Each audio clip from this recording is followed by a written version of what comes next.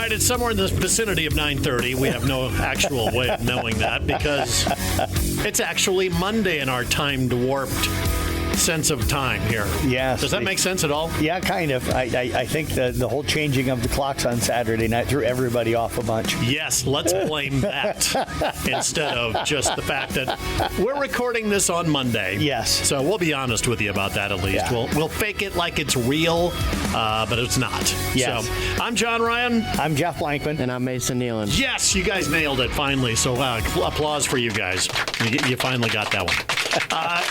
We got lots to talk about today. We got state volleyball coming up here, so that's why we're recording this on Monday, because you guys are already on the road / at Coralville to call the game with Kemper and Red Oak a little bit later on this afternoon. So that's why we're going to be recording this all up early. So let's talk a little national sports here. First of all, Dodgers. What do we feel about the Dodgers winning the World Series? I can't stand it. I can't stand it either. All right, it's unanimous. 3. Let's move on. If you're Toronto, how do you get up 4-1 and let the lead slip away and end up losing? Honestly, I just dislike the Dodgers that much, and I don't really. Toronto, I like the young players, right? But I just didn't have that much interest to see it, so I didn't watch a single pitch. Okay, now I saw some of the highlights, and they were incredible. They were. What a series to go 7 games, 2 games going extra innings, including Game 7 going 11.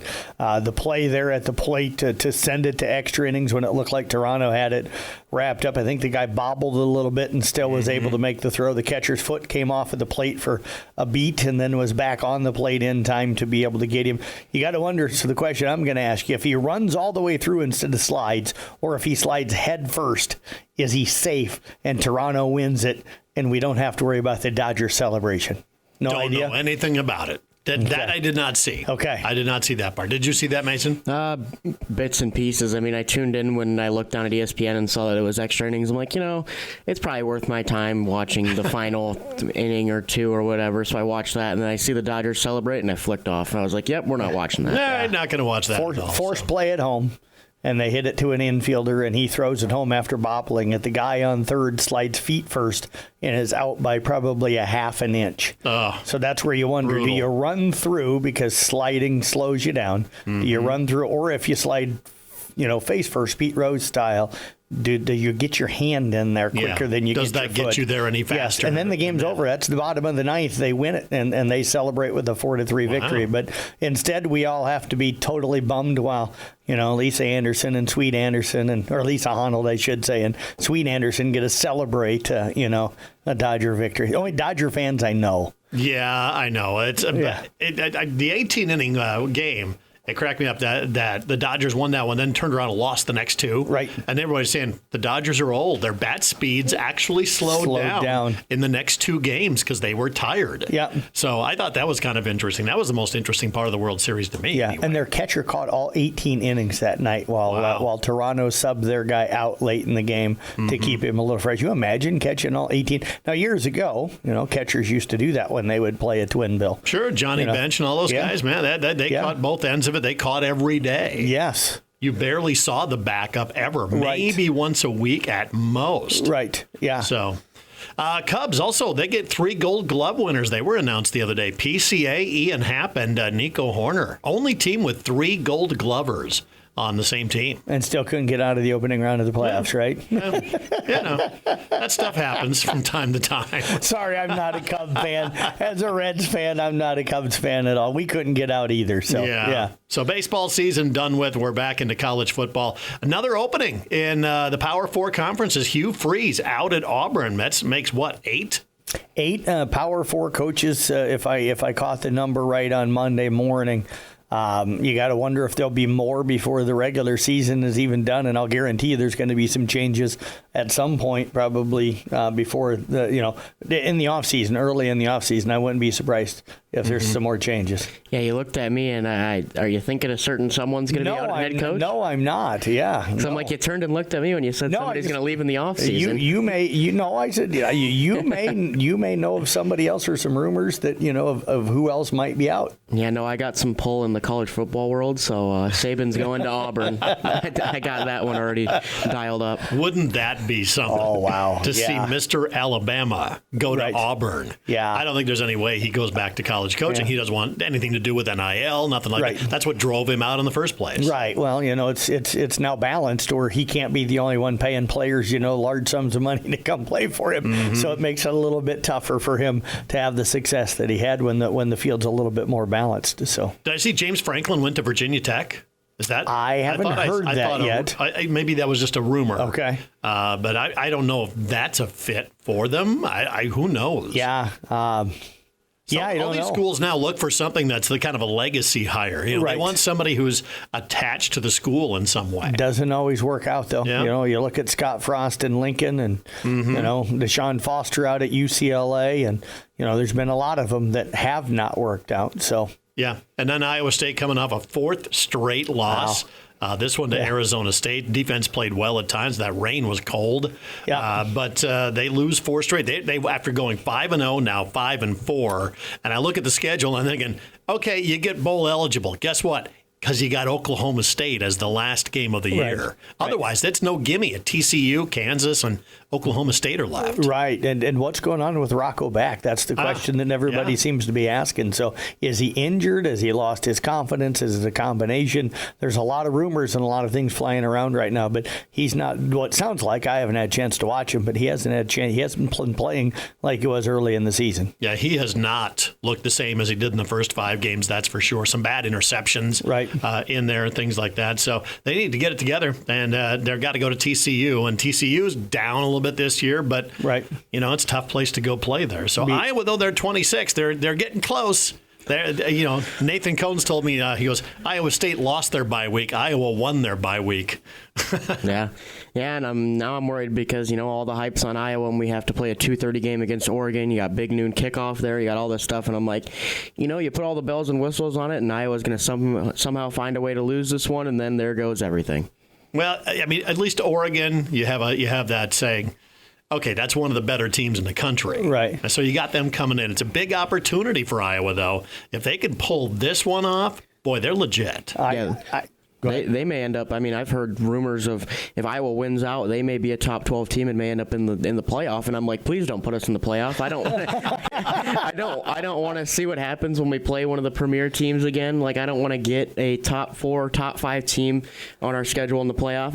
I like the recognition, but I'm like, if we're the 13th team, I'm not going to cry over it. Christian McCaffrey's not in college football anymore, so you're okay. Yeah. I have PTSD of that game right there. But the Ohio State Buckeyes still are. They are, yes. And Indiana. I mean, I don't even know the Indiana which ones would meet up in the Big Ten championship. The Big Ten will be Indiana, Ohio State, wouldn't it be? Okay. Yeah. I wasn't even sure how the divisions aligned there. So. Yeah. So it'll be Indiana, Ohio State. I'm sure game. That will be a fun game. And then there's a possibility they could rematch for the whole kits and caboodles. Man, they look like maybe the two best teams in college football right now. So Speaking of football, by the way, pro football. Get this little interesting fact: if the playoffs started today, the Jaguars are in and the Chiefs are out in the AFC. Mm-hmm. Yeah, who would have thought that? And what's going on with Patrick Mahomes? He completed under 50% of his passes yesterday or Sunday, and stuff. So what's going on with? I know they had been on a little bit of a roll, but you never saw these kind of performances from Mahomes 2-3 years ago. All the years of that success, I mean, the talent gets watered down each and every year as the salaries go up and things like that. So, it's just you're a victim of your own success, I think. Yep, lack of weapons or something around him. Yeah, it's got to be something. Yeah, that cracked me out. Jaguars in, Chiefs out. If it started today, but it doesn't, and the Chiefs will figure out a way to get there. They will. Yeah, they will. So, I'd be okay with that, though. I'm not a Chiefs hater, but at the same time, I don't mind seeing programs and franchises that maybe struggled kind of bounce back. Because if you look, there's some different names right now leading divisions and everything else than what we've had in the last how many years. Yeah. It's and then yesterday, J.J. McCarthy finally gets another start for the Vikings. Yeah. Looked outstanding. He leads them to a win in Detroit, which is no easy task. No, and I heard that the Vikings kind of out-physical Detroit, which does not happen very often. Yeah, sacked Jared Goff like 5 times, put pressure up the middle. But J.J. McCarthy, I mean, he missed a couple of passes. He was a little bit too much mustard on it. But I tell you what, he was outstanding. For all the doubt that kid's got nerves of steel. Right. After all the things you're saying, they should trade him, they should bench him, they shouldn't have done this, he's terrible. The guy had played 2 games. Right. You haven't even gotten a good sample size of what he can do. Yesterday, that showed a lot of nerve on his part to go into Detroit and be that calm, making checks at the line, doing a lot of things right to win that ball game. Yeah, I didn't get to watch that game because I watched the barn burner of the Bears and Bengals. Yeah, that was another huge one. I'm sitting there and it was like 40-something to 20 or something, and the Bengals scored twice in a row, and it was 43-42, or it was something like that. And then I was like, just get in field goal range, kick the field goal, win the game. They throw one to our tight end, and our rookie tight end, in fact. He breaks off, spins around 2 guys, and runs to the end zone. And I'm just losing my mind out there. And I'm like, for how many games I've watched the Bears lose since I've been a Bears fan, it's just good to see us get off to a decent start. Did I hear right? Was there 4 lead changes in the final 2 minutes of that game? I know there was 2 in the final minute, but I think there was 4 lead changes in the final 2 minutes. I know it went crazy at the very end of it. Yeah. It was a really high-scoring game. I think there was 8 in total, and I looked at it, and it was Caleb Williams had like 380 passing yards and 3 TDs, and Joe Flacco, who may or may not be 80 or 90 right now, had like almost 500 yards of passing and 4 TDs. I'm like, Flacco still got it somehow. I did see the replay, a little double reverse, pass to Caleb Williams in the end zone for the Bears. They're breaking out all the trick plays there. So interesting day in college football and all that this weekend. College basketball is back tonight. So yeah, crazy stuff. Let's talk a little cross country. Mason, you were up Saturday covering that in Fort Dodge. Yeah, I was up Friday too. I went and saw Iris Melody run for South Central Calhoun on Friday, and first time being there, I really enjoyed it. Saturday, I enjoyed it a little less just because of certain circumstances that me and Mr. Blankman had to endure before the race. But we that sounds like a whole story right there. But let's just say we were going down a green on the west side. We were going down a green to go catch the East Sac boys, and Blankman falls and wipes out. And he looks to his left to try and balance on me, and then I wiped out, and then we were wet on our legs the entire day. Yeah, we both. I've been up there enough times. I know that you don't walk on the backside of a green because of the slope, and we're hurrying to try and catch up with the East Sac boys before they get out and start walking the course. And took a wrong step, and both feet went out from underneath me, and had all I could do is, as I'm reaching out to my left to try and grab Mason to hold myself up, he's going down. So we slid down the hill, and everybody that saw us kind of laughed at us, but we got through the $100 for day. Anybody that's got video out there. $100 right now. I want it. So I had forgotten about that. Thanks for bringing that up. I did not forget about that because I was cold and wet for the rest of the day. So other than that, how was the event? I was surprised with Riley Aragon. I mean, for a guy that, he kind of finished second on his own team for plenty of meets. Landon-Spore was kind of their guy there. Riley was 60th after the first mile, passed 45 guys, and finished as a medalist at 15th there to lead East Sac there. But I think, I don't think they were pleased with where they finished, but I just want to say congrats on a good season for East Sac there. And with Iris, I know that she was dealing with some stuff when it comes to injuries there, so probably didn't run the best she could there. But, I mean, a great career for her as well. I had 3-time state qualifier for cross country there. Yep. The only year she didn't make it would have been the year that they got bumped up to 2A, and I think she was one person off of qualifying that year. But a 3-time state qualifier. Battled injuries and health issues most of this season. But yeah, as Mason said, Riley Aragon passed like 6 kids over the last maybe half mile to get himself into that medal. And I know they wanted to finish top 5 as a team, and they finished 8th overall. But, great career for that senior group. They're going to be sorely missed, and those guys were a lot of fun. So if you want to hear what the guys said, I took the guys that finished 1, 2, 3 for them, and Mason caught up with the guys that finished 4, 5, and 6. And there are video interviews out there that you can catch up to find out what the guys thought about how they did. So. All right, so cross country is done for the year here. We're going to talk volleyball. We got the Kemper match coming up here in just a little bit from Coralville, so we're going to be talking about that next on KCIM Sports Rewind. It's brought to you exclusively by St. Anthony Rehab Services. As the athletes at your house prepare for hard work and fun of the season, remember that St. Anthony Rehab Services provides physical therapy for any sports injury that may sideline your member of the team. Sports injuries can plague kids of all ages and keep them from playing the sport they love. Athletes will be under the direct supervision of a certified and licensed healthcare professional in the newly renovated sports performance facility. If an injury is keeping your athlete out of the game, call St. Anthony Rehabilitation Services at 794-5000 for sports injury and treatment rehab.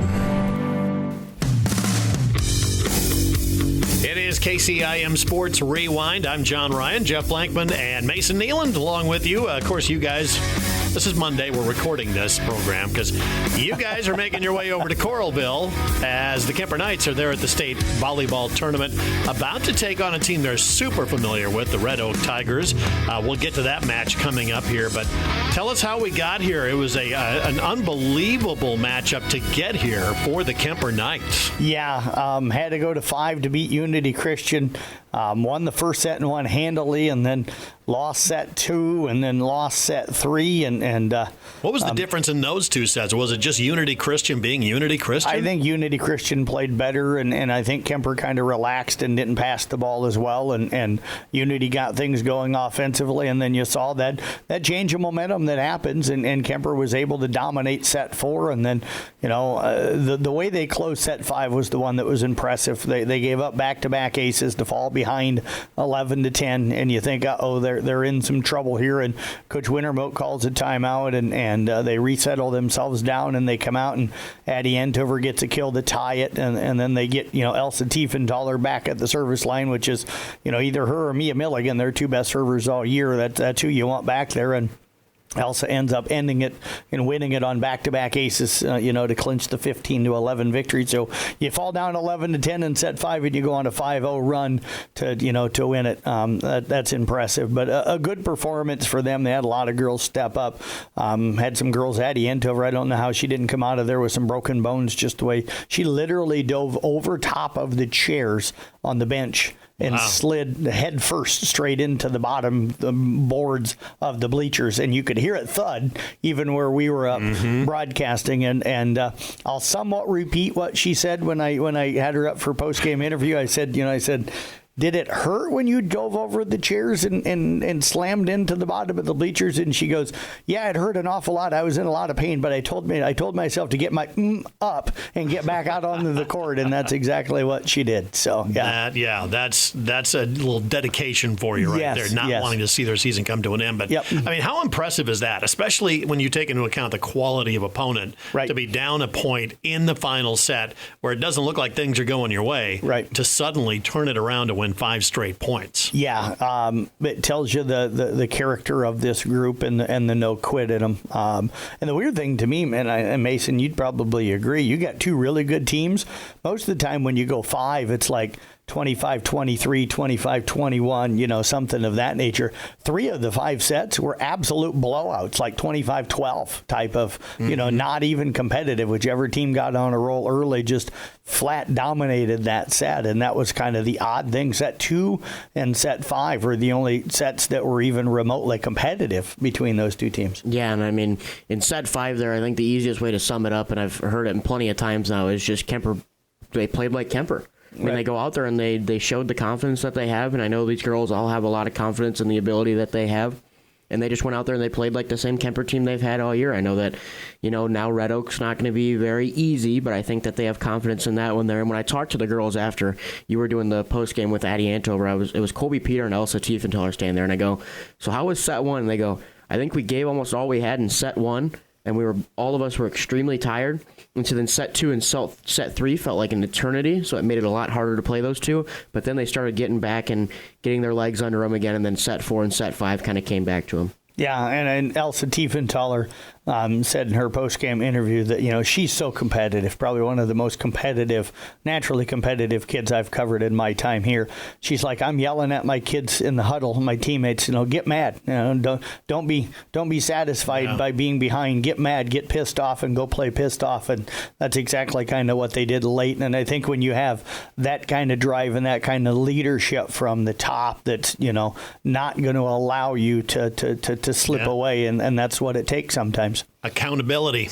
Yes. And you need that from your team leaders. It can't come from the coaches. It's got to come from within the team. And Elsa and Kaylee Simons are those type of leaders. They're the ones that will kind of get on you and kind of force you to go out and have to play as hard as you can. Is that the difference this year between this team, Kemper team, and other teams that have made runs at the state tournament? I don't know. Is there a big difference? Yeah. I think that team that won the state championship with Macy Overmull and Amy Adams and Kara Peter and that whole group, they were just so talented. And they were competitive as well.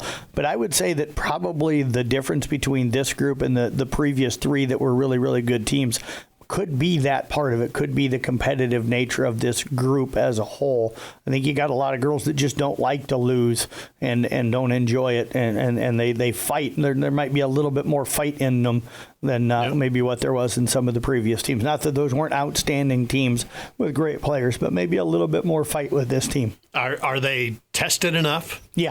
Yeah, I think so. I don't think the Hawkeye 10 was extremely strong this year. I think you had two really great teams with Kemper and with Red Oak, one of the two teams that are going to be meeting today. Red Oak won it. Kemper finished a game behind him. I think you had some solid teams behind that with St. Albert, Lewis Central, and some of those other teams. But they go out in their non-conference schedule. That you go travel to Sergeant Bluff, Luton, and some of the teams. I think they're going to be challenged. So and be prepared. What do you think about the seedings? That Red Oak's the 3 seed, Kemper the 6 seed? I think I don't think anyone had really a shock to that. I know Rusty, when I had talked to him after the game, he goes, it's probably going to be Red Oak. And then you saw predictions come out on Twitter, and it's all Red Oak, and then eventually became Red Oak. And I think that they kind of set that up. I think that was just it's the easiest matchup. The teams are familiar with each other. It's going to be a good game no matter what, because you look at the last time, 5 sets, and it was really close the entire way. Yep. So it's I think that was kind of meant to be for that first round there. Yeah, Red Oak got them in 5 the first time here, so they were ranked ahead of them. I think the only thing that was maybe slightly interesting is Red Oak was ranked 4th and stuff before the final rankings. The final rankings come out and they bump them up to 3rd. So it was almost with Kemper staying at 6. It was almost like going, because what the union will do it. They'll put 1 against 8, 2 against 7, 3 against 6, and 4 against 5 if those top 8 make it. So no surprise once the pairings came out that Red Oak won and Kemper won that you would see a Red Oak Kemper first round matchup. But it was almost like they set it up by moving Red Oak up to number 3 in those final rankings. Which one of you guys did the match in the regular season? I did. How do these two teams compare? Very comparable. It'll be a little different for Kemper. It was shortly after they had lost Brianna Whitrock. She's now back, so they'll be better probably than what they were. They were still trying to figure out lineups back then. Red Oak's really good. They're a team that digs extremely well. They're one of those teams that can frustrate you if you allow that, because you're going to hit at them all day long, and they're just going to stand there and dig it up and keep it in play, and they're going to say, keep bringing it to us and keep bringing it to us. And so Kemper's got to just stay aggressive and not allow that to frustrate him, because sometimes when you're hitting it hard and stuff that are usually kills that don't turn into kills, it can frustrate you a little bit. But I think the matchup's going to be really good. I know when I talked with Rusty the other day, he thinks it's going to be a minimum of a 4-set. He goes, I honestly think this will be a 5-set marathon. He goes, I think it's going to be a really well played match, and I could see that as well. The one thing I do want to add here is what I think Kemper has that other teams don't have is you have this senior group of girls, and you have a lot of them on that team that are just so passionate about volleyball, that have grown up playing volleyball. They love playing together. They've been on the same team for so long. I think they can't stand the fact that it could be the last match. So I think that's what they have, is they're like, it's with Elsa and Kaylee and Brianna and all them. They go out there and they play, and they're like, we don't want this to be our last match of all of us playing together, so we need to win to keep the season going. Well, and for that group of seniors, this is the 4th straight year, so they've been down there since they were freshmen. They haven't won a game down there yet.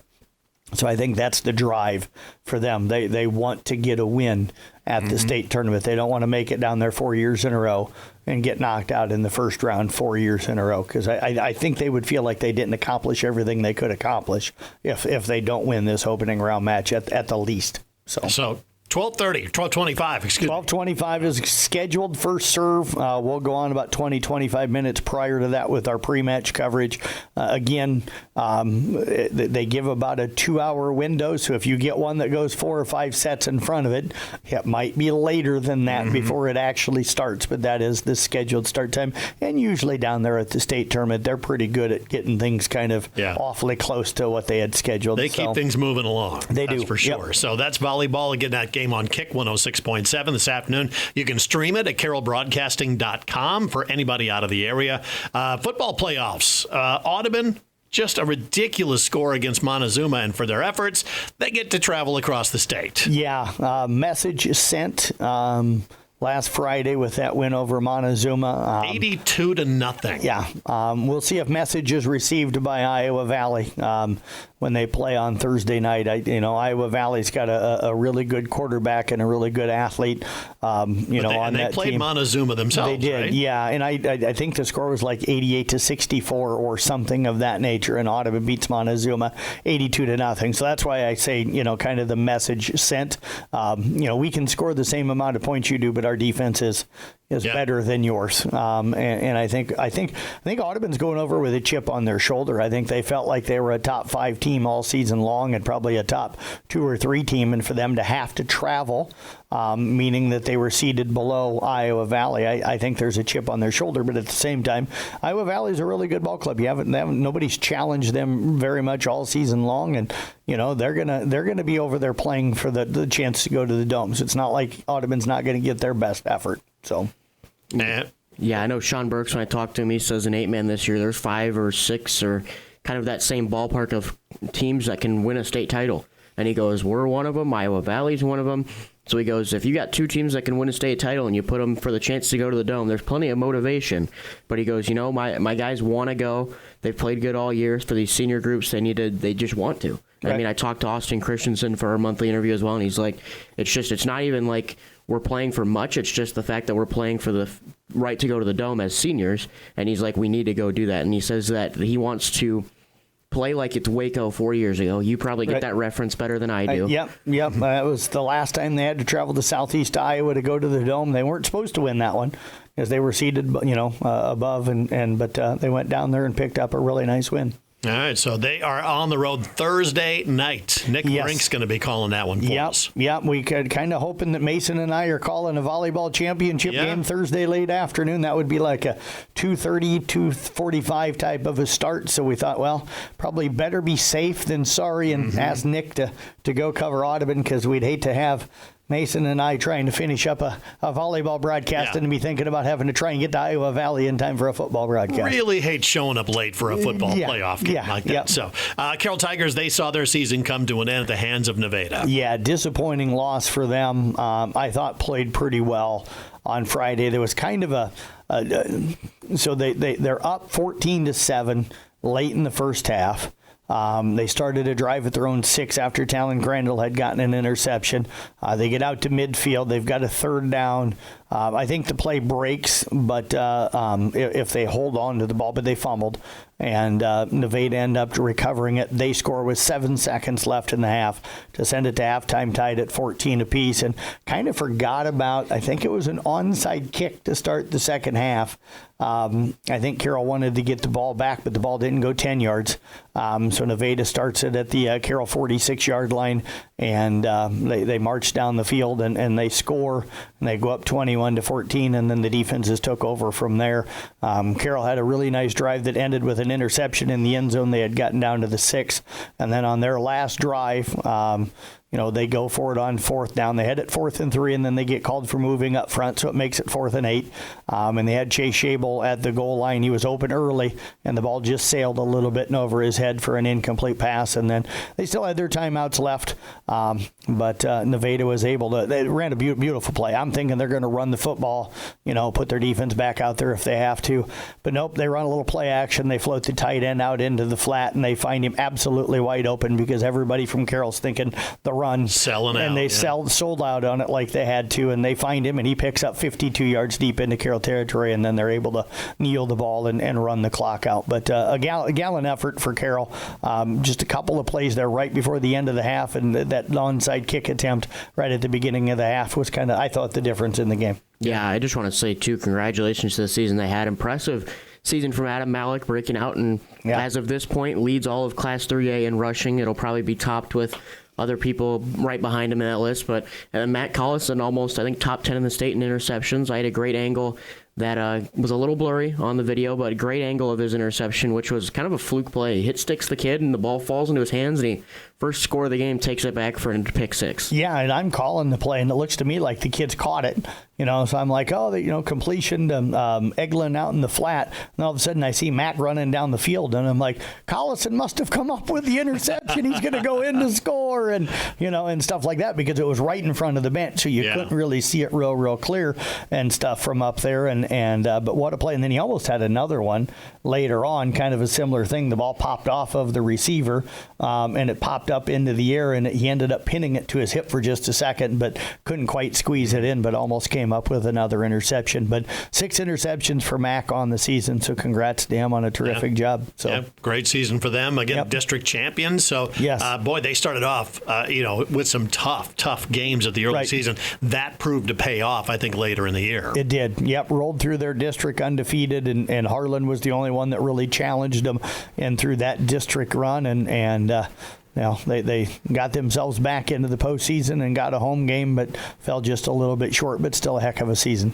Another home game for Kemper, of course. They took care of business against OABCIG. Second time they'd met up with the Falcons this year. A little bit tougher second time around. Yeah, I thought they played well. Tip your cap to Taylon Alford. Jaron Hoffman, who's an all-state running back, goes out, and he's not able to play in that game. And he carries it, I think, 32 times on the night. Alford did, and ran for 160 yards or something like that, and just put together a really valiant effort. I thought OABCIG did a nice job of, not completely taking away the pass game, but kind of making it where Kemper couldn't throw as easily as they had kind of all season long. Yeah, and for Taylon, he faced adversity early. First drive for Kemper, he coughed the ball up, fumble, and they fall back on it.